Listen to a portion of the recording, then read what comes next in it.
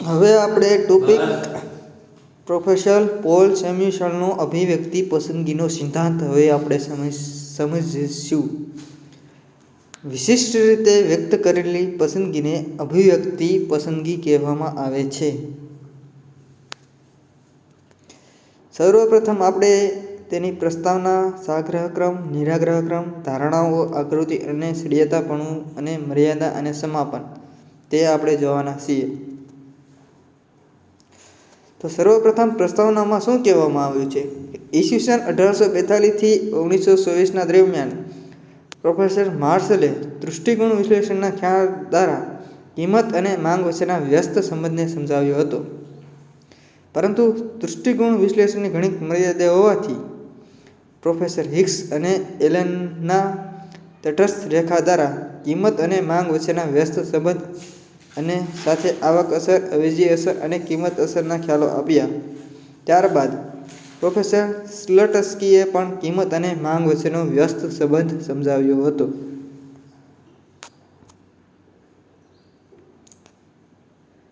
ત્યાર પછી આપણે સિદ્ધાંતની જોશું. જ્યારે ગ્રાહક કોઈ વસ્તુનું સંયોજન પસંદ કરે છે ત્યારે અન્ય સંયોજનનો અસ્વીકાર કરીને એક જ સંયોજન પસંદ કરે છે. આ તેનો અર્થ છે. જ્યારે કોઈ ગ્રાહક વસ્તુનું સંયોજન પસંદ કરે છે ત્યારે તે વસ્તુ માટે તેની ચોક્કસ પસંદગી છે અને ગ્રાહકે વિશિષ્ટ રીતે વ્યક્ત કરેલી પસંદગીને અભિવ્યક્તિ પસંદગી કહેવામાં આવે છે.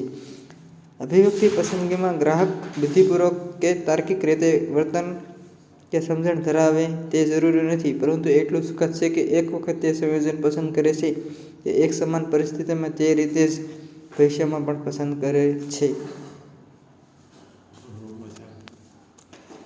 સાગ્રાહક્રમ એટલે કે જ્યારે ગ્રાહક કોઈ એક વસ્તુનું સંયોજન પસંદ કરે છે ત્યારે અન્ય કેટલીક વસ્તુઓમાંથી તે આ જ સંયોજન પસંદ કરે છે. તે ગ્રાહકનો સહગ્રહક્રમ છે. નિરાગ્રહક્રમ એટલે ત્રિકોણમાં આવેલા બધા સંયોજનો કરતાં કિંમત રેખા ઉપર આવેલા બધા સંયોજનો તટસ્થ છે અને એક સરખો સંતોષ આપે છે. હવે ધારણાઓ. તો ગ્રાહકનું વર્તન સુસંગત હોય છે.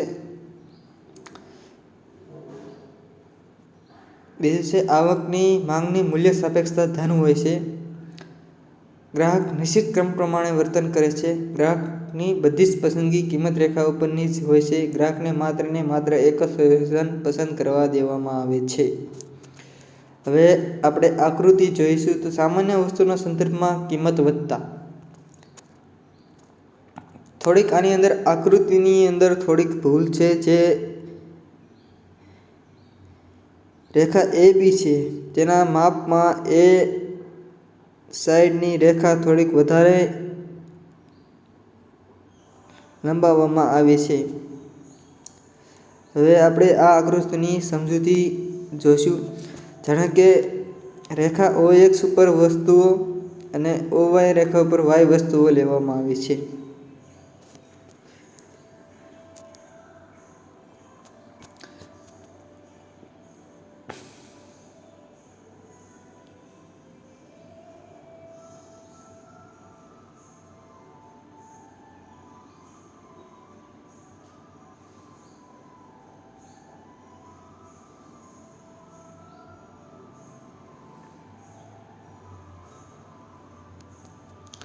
સામાન્ય વસ્તુના સંદર્ભમાં કિંમત ઘટતા.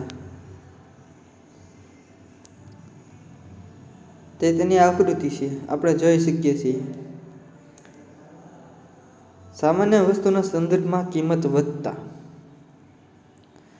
તો OX એ OX વસ્તુઓ છે અને OY એ Y વસ્તુઓ છે.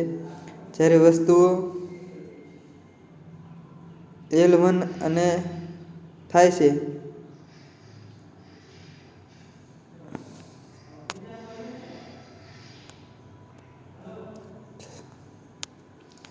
આ તેના સડિયાતાપણું છે કે આ સિદ્ધાંત વર્તનવાદ ઉપર આધાર રાખે છે. આ સિદ્ધાંતમાં ગ્રાહક સુસંગત વર્તન કરે છે તે વાત વ્યવહારી છે. વસ્તુ વિવેચ્યપણું નથી. ગ્રાહક પોતાની બધી જ આવક ખર્ચી નાખે તેવું નથી. આ સિદ્ધાંત ગ્રાહકના વર્તનને સમજાવતો હોવાથી તટસ્થ રેખા વગર પણ સમજાવી શકે છે. મર્યાદા: ગ્રાહકનું વર્તન સુસંગત હોતું નથી. આવકની માંગની મૂલ્ય સાપેક્ષતા ગહન હોતી નથી. ગ્રાહક નિશ્ચિત કામ પ્રમાણે વર્તન કરતો નથી. ચીજ વસ્તુઓનો જથ્થો અને કિંમત આકર્ષક હશે તો જ ગ્રાહક ખરીદીનું પ્રોત્સાહન મળશે, જે તેવું હોતું નથી. ગ્રાહકની બધી જ પસંદગી કિંમત રેખા પરની હોતી નથી. સમાપન: આ સિદ્ધાંતમાં સેમ્યુએલ્સન અને અભિવ્યક્તિ પસંદગી દ્વારા ગ્રાહકનું વાસ્તવિક વર્તન સમજવાનો પ્રયત્ન કર્યો છે અને તેમાં સફળ પણ રહ્યા છે. પ્રોફેસર પોલ સેમ્યુએલ્સનનો આ સિદ્ધાંત પ્રોફેસર માર્શલ અને પ્રોફેસર રિક એલેન કરતાં ઘણો ચડિયાતો છે.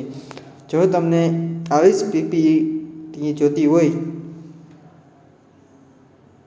તો મારી ચેનલને સબસ્ક્રાઇબ કરો અને ફોલો કરો.